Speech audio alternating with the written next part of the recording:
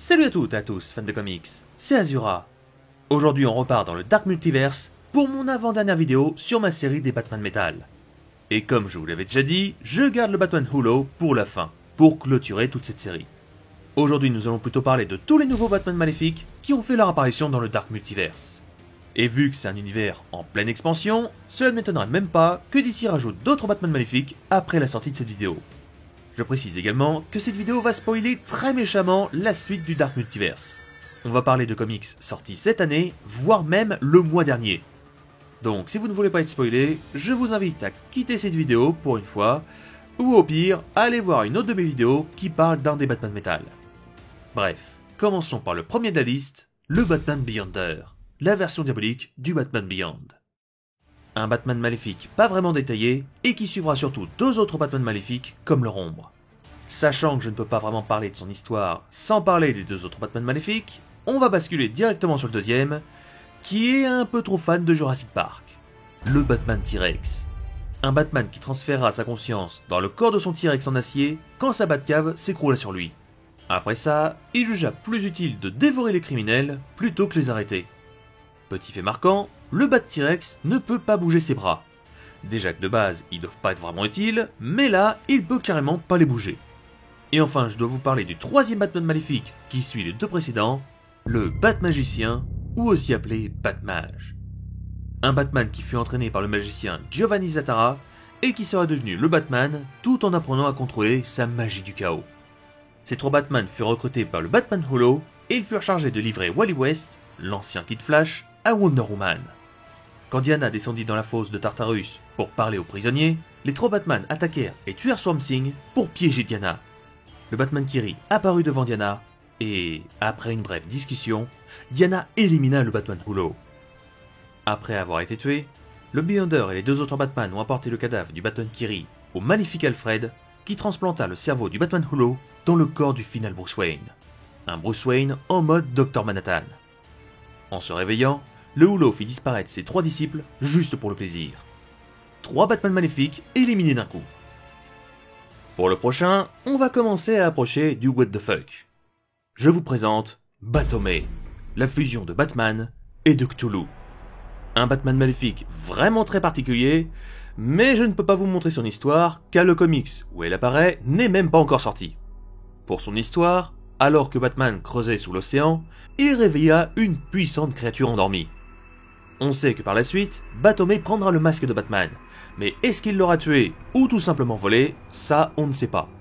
Il sera recruté par le Batman Kiri et sera chargé de contrôler les océans après la mort du Batman Grand. Pour la suite, j'en sais pas plus. Il faudra lire le comics Dark Knight Death Metal Guidebook qui sortira en octobre. Pour le prochain, on va parler d'un Batman maléfique ultra balèze. Le Batman Darkfather, la fusion de Batman et de Darkseid. Pareil que pour Batomé, son origin story n'est même pas encore sortie, mais on sait que dans sa dimension, Batman a vaincu Darkseid et a obtenu ses pouvoirs et sa peau grise. Il modifiera même les paradémons pour les faire ressembler à Robin. Comme les autres, il rejoindra l'équipe du Batman Hulo et affrontera Wonder Woman avant de se prendre un méchant uppercut et de partir dans l'espace. Une fin un peu naze pour ce Batman, mais qui sait, peut-être qu'on le reverra plus tard. Le prochain Batman n'est littéralement plus Batman. C'est le Batman Castlebat. Un Batman qui est très semblable au Batman classique, sauf que lorsqu'il fut trop vieux, Gotham replongea dans la criminalité et les meurtres. Bruce, dans un dernier espoir de protéger sa ville, fusionnera son esprit avec Gotham elle-même. Afin de fusionner avec sa ville, il sacrifiera Damian dans un rituel et devint le Castlebat. Un des Batman qui, pour moi, est le plus pourri, mais aussi le plus original. Il peut pas se déplacer, vu que c'est devenu une ville, mais si t'as le malheur de rentrer dans sa ville, il te traquera à coups de volet 2 portes et 2 parpaings qui tombent. Ce Batman sera recruté par le Batman Kiri, me demandez pas comment il a fait pour lui demander, et le Castlebat remplacera la vraie Gotham de l'univers 0. Malheureusement, le comics n'est pas encore sorti, et c'est toujours le même que tout à l'heure, c'est le comics Dark Knight Death Metal Guidebooks qui sortira en octobre 2020.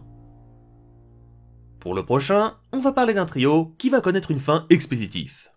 Je vous présente le Batman Batrocitus, le Batman Night Glider, qui me fait beaucoup penser au surfeur d'argent, et le Batman Collector, 3 Batman où leur passé et leurs origines ne sont même pas encore développés. Et vu qu'ils meurent, je pense qu'ils ne le seront jamais. Tout ce qu'on sait, c'est qu'ils seront chargés de garder New Apocalypse, celle du Batman Dark Father, afin de garder la plupart des héros de la Terre qui sont emprisonnés là-bas. Malheureusement pour ce trio, quand Harley Quinn, Wonder Woman et le vrai Batman ont voulu libérer leurs amis, ils ont attiré le trio avec le Trinity Rocket, un robot géant, avant que Jonah Hex le fasse exploser, tuant tout le monde dans une immense explosion. 3 Batman maléfiques tués d'un seul coup. Et pour finir, on va parler du Batman maléfique le plus classe, le plus stylé, le Saint Batman, que je vais appeler le Batman Knightfall.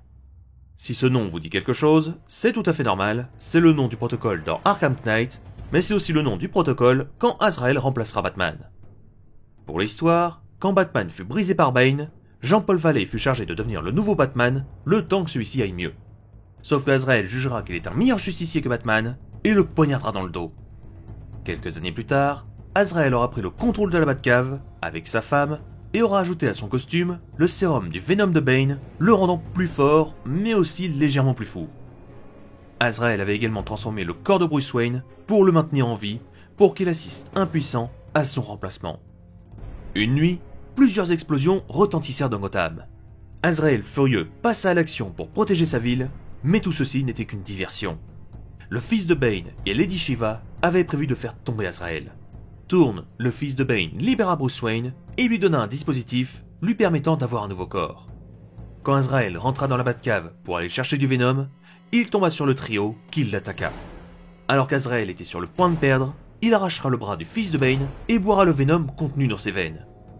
Azrael, qui était sur le point de tuer Shiva et Batman, se fit transpercer la poitrine par Tourne. Alors que Jean-Paul était à terre et que tout allait bien, retournement de situation, le gentil Batman n'était en fait pas si gentil. Il élimina Tourne et Shiva et déclara que c'était sa ville et non celle d'Azrael. Batman le brisé reprit sa place de justicier et crucifia Jean-Paul à un pont. 2 Batman maléfiques pour le prix d'un. Et voilà qui conclut cette liste des... Attendez, j'en ai oublié un. Bah oui, celui de la miniature. Ah oui, alors celui-là, je ne peux pas vraiment vous en parler. Tout simplement parce qu'il n'est pas encore sorti. Tout ce qu'on sait, c'est que ce sera une version où Batman perd face à Hush, et Hush devient un Batman qui tue un peu tout le monde. Et le hasard fait plutôt bien les choses, car justement, ma prochaine vidéo sera sur Hush. Donc n'hésitez pas à vous abonner, à liker et à partager cette vidéo. Quant à moi, je vous laisse, et on se retrouve très bientôt, où on parlera des origines de Thomas Elliot, le voleur de visage.